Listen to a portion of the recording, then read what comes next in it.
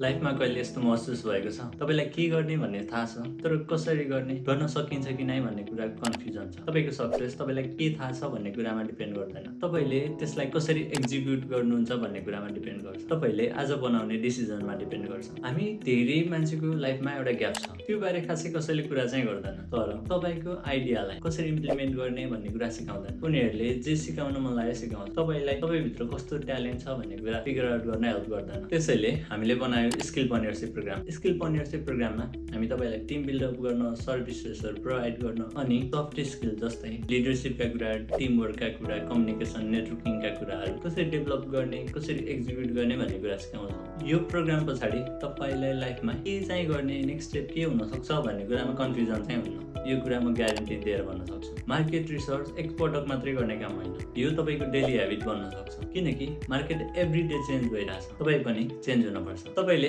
Business सिक्नुहुन्छ, तपाईँले आफ्नो रिजल्टलाई ट्र्याक गर्न सिक्नुहुन्छ अनि कन्फिडेन्टका साथ तपाईँको स्किललाई सेल गर्न सिक्नुहुन्छ। यहाँ हामी रियल ग्रोथका कुरा गर्नेछौँ। तपाईँले आफ्नो स्किललाई रियल सक्सेसमा चेन्ज गर्न चाहनुहुन्छ भने कमेन्टमा बिल्ड लेख्नुहोस् अनि हामीलाई फलो गर्नुहोस्, किनकि योभन्दा अझै पावरफुल स्टेप हाम्रो नेक्स्ट भिडियोमा आउँदैछ।